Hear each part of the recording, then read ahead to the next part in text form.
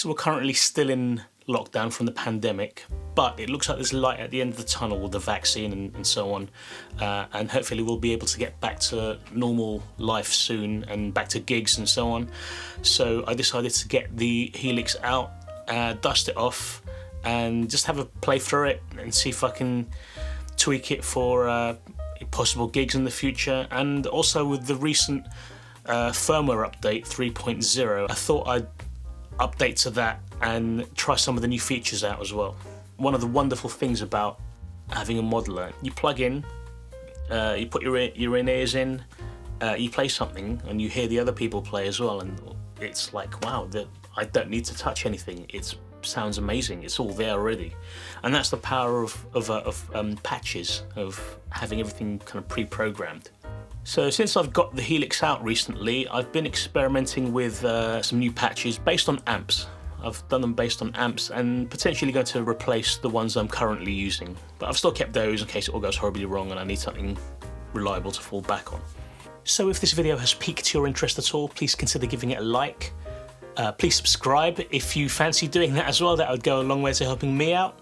Anyway, with all that out of the way, let's get back to the video. So I like to run my Helix in stereo.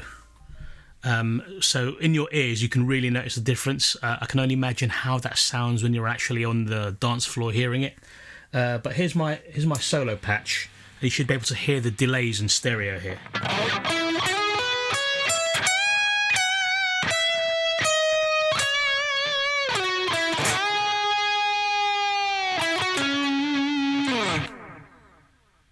So I never used to be too bothered about stereo. When you have the standard traditional pedal board into an amp, you're usually in mono anyway. Even your delay effects are not going to be in stereo unless you've got 2 amps. So it was something that I kind of got into when I got into the modelling thing. So the singer in the function band I play for, he's obsessed with stereo. Everything needs to be in stereo, even he's in stereo. And it eventually rubbed off on me, and I kind of, once I started doing or going down the modelling route, the stereo thing kind of became a thing for me as well. So I started to incorporate that into what I do. So check this out. The patch we're looking at the moment, JCM 800. This is one of the newer ones that I've made. And if I do this, let me go to, say, the crunch channel. So here's my kind of crunchy channel, crunchy patch.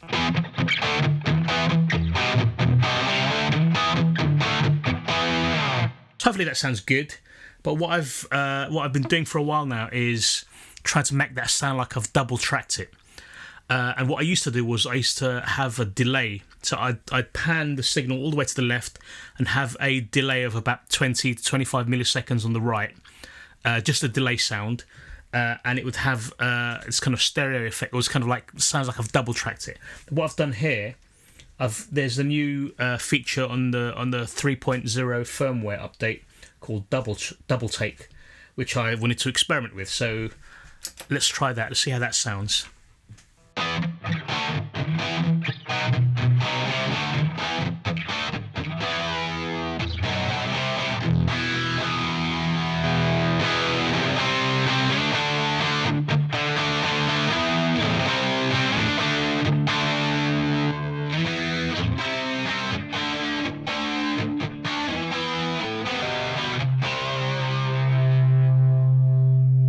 Bring it back to the middle again.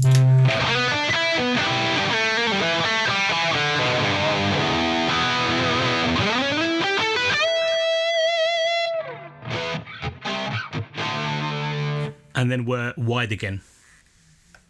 So the JCM 800, it seems to have risen to the top. So this is my main patch that I will use. I know it's mainly a rock amp, but what I like to do is I like to have my cleans a little bit hairy, a bit dirty, not too pristine clean. So I'd have something like this kind of sound for my clean.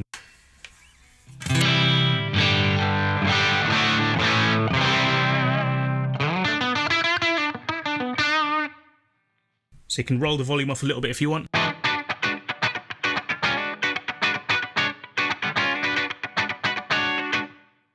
And for anyone who's done a bit of production, you'll know that what that does is it just allows your sound to cut through the mix a bit more. It doesn't necessarily make your sound a bit more distorted, a bit more overdriven. You don't necessarily hear that, but it just makes your sound poke through a bit more. On this patch, what I've done is my clean. So normally my clean would have been that sound that you just heard, but on here what I've done is I've put that to push, and I've got a clean, a completely clean sound or tone.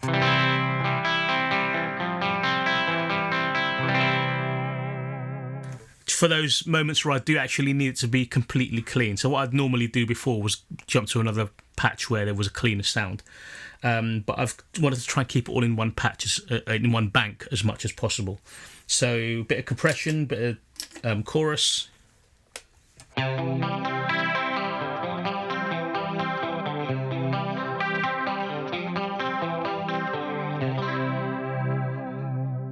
A bit of a delay for fun, and let's put the double take in as well.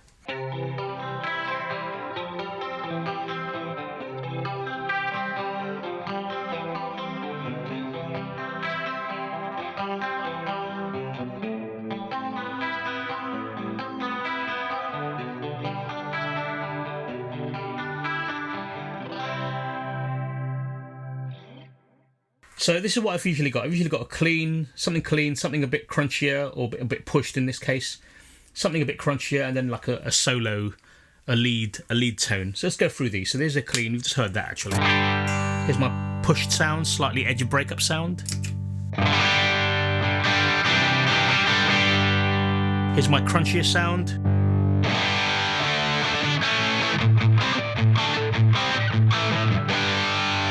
And then the solo again.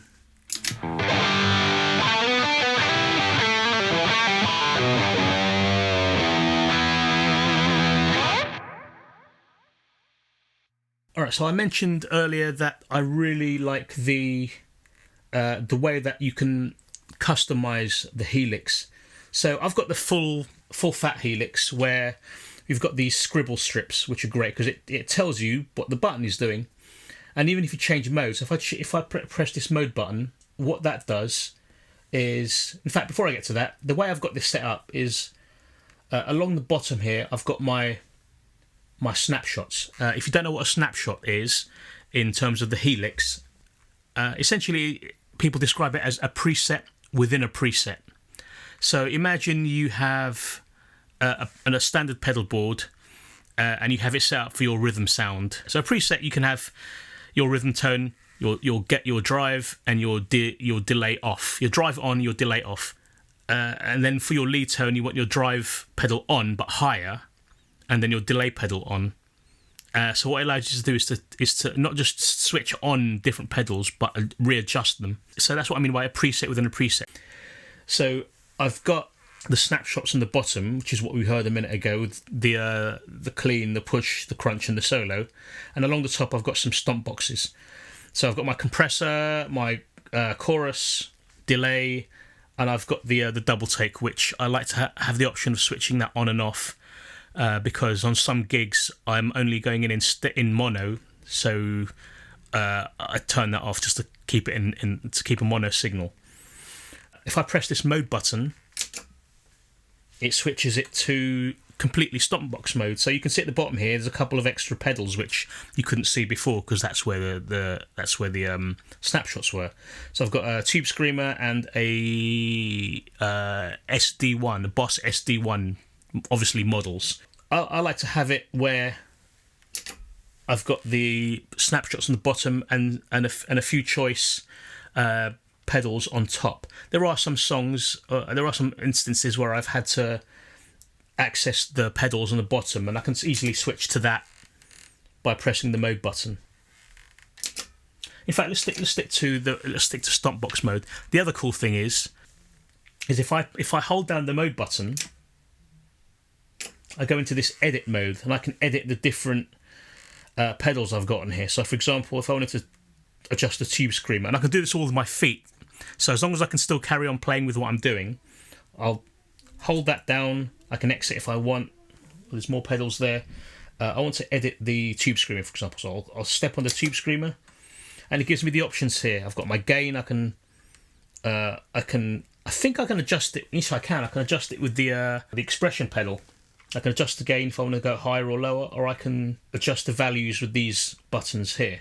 Same thing with the tone, if I want to adjust that, or the level, and then exit or save. I'll just exit for the moment. So when you're creating these new patches, it usually takes a few gigs to really kind of hone it in till it's where you want it to be, where you don't have to touch it anymore. So that's a good thing to do when you're in the middle of a song. Maybe your solo level's not loud enough, so you need to adjust that, and you can just do that with your feet. I've got tap tempo, but if you hold it down, you get a nice big tuner.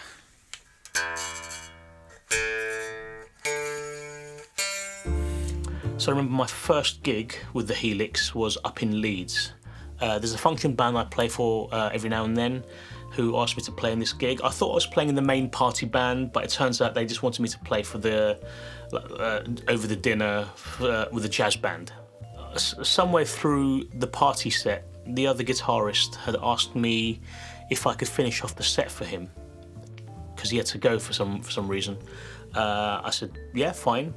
They went back on stage for a bit more. I was on the side of the stage with my Helix, with my guitar, and just had my in-ear earbuds plugged into the Helix itself, programmed a couple of patches that I was going to use, had that ready, and I knew when I was going to have to go on. It was during one of their medleys.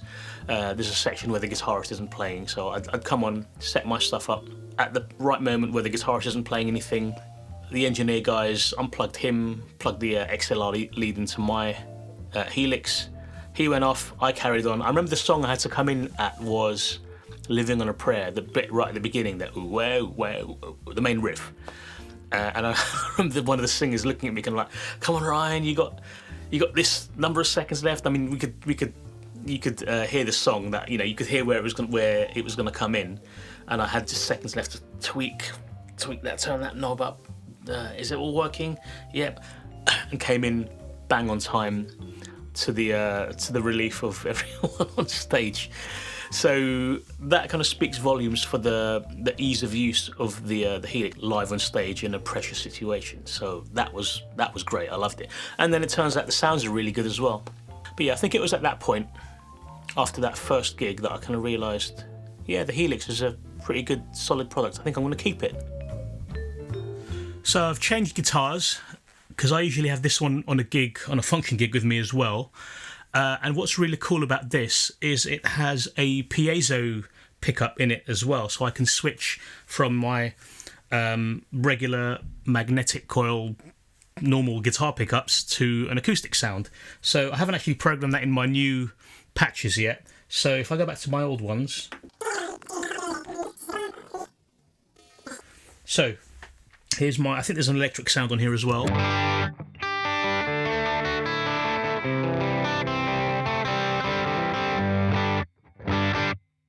Here is my acoustic sound.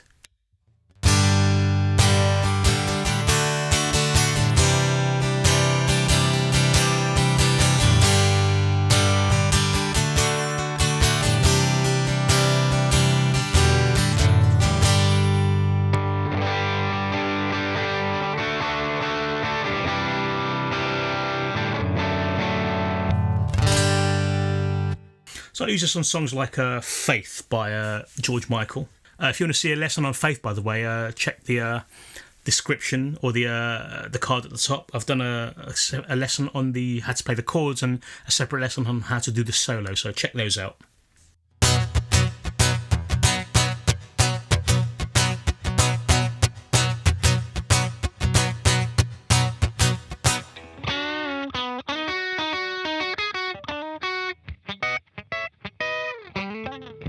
Yeah, I need to relearn that. But yeah, you get the idea. So on listening to it now, I haven't actually heard this in ages, so I need to. There's a couple of things I need to redo. So I'll have a separate patch for that, which I've actually planned. There we go. Oh, actually, if I go to, so you'll see along here, there's my JCM 800 patch. I've got a Dumble patch there. Mesa Boogie Mark IV patch, and I've left one spare for my acoustic patch. So it's all on. So when I want to change banks, I'll click on one of the bank buttons, and they're all there. So I don't have to bank up or down to get to to where I need to go, which I've had to do before. And as simple as it is, in the heat of the moment, it does sometimes, it is a bit more difficult in the heat of the moment sometimes. So then I can click on my acoustic bank and go to my acoustic sound.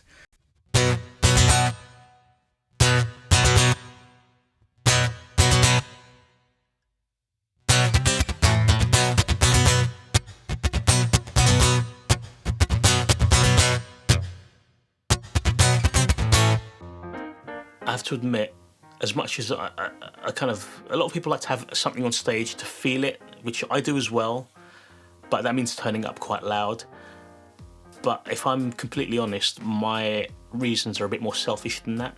I like the people in the front row to hear my amp from the amp, to hear my tone from the amp, rather than leaving it to the front of house engineer mixing you, I don't know, maybe too low, and it's coming out of the front speakers, which are on the sides, which might not be anywhere near the people in front of you.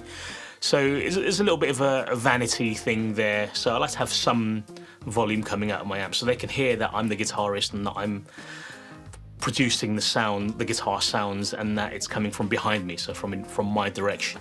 Especially if you get a chance to shine, you want them to know. I've noticed actually doing gigs where I've got no volume on stage, people don't notice you. Especially if you've got a singer who's very flamboyant and takes all the attention. The other thing, which is a concern, I guess mainly for the sound engineers, is stage volume. But I have had to do gigs where we weren't allowed to have amps on stage. I've definitely had to do gigs where you had to keep the stage volume down. But the Helix, and the Kemper as well actually, helps you out with that. If you have no speaker on stage, then you have zero stage volume. So that being said, I still like having a bit of volume on stage, which is why I bought the Powercab. Alright, so for anyone who knows how this Helix routing works, so you might see what's going on here. You might see there's something funny going on here. So I've got the top line going into the second line. There's the output there, XLR output. But I've also got a split where it comes out and a separate line goes out to the Powercab. And what I've been experimenting with recently is using the speaker models within the Powercab. I wanted to try and get that on stage amp sound. So the Helix, the Powercab, allows you to have speaker simulations or speaker models as opposed to IRs. And the idea is that you get that sound of an amp on stage. So that's what I want to try and do. I need to get the L6 cable or an equivalent cable to be able to switch the cabs that I've chosen to use with the patches that I've programmed on the Helix, which it can do, which is also very clever, which is another reason why I like the Helix, because it can do things like that. So I've got even if I do a gig where I'm not using in-ear monitors, then I have the ability to play through a model of a Vox AC30, which obviously it's still a model, but it's a model of the actual amp as opposed to the amp being mic'd up. So it should sound like there's an AC30 in the room with you when you're playing. So there you go. That's how I use the Line 6 Helix in a live situation. You may already be aware of the release of the Neural DSP Quad Cortex. It's something that I'm very interested in. I'd like to see how that rivals the Line 6 Helix. So let me know in the comments below, what do you think about the Line 6 Helix? Has it changed the way that you view it? Is ease of use and easy to get on with on stage something that would appeal to you? Or would you still prefer a Kemper or a Axe FX or the Quad Cortex? Let me know in the comments below. So if you made it this far, please do me a solid and give this video a like. Please also help me reach my goal of 1,000 subscribers. So if you could subscribe, that would be fantastic as well, so I can help me reach that goal. And apart from that, I'm looking forward to coming out of lockdown and hitting the gig scene again, and hopefully see you there. If not, I'll see you in the next video. Take care.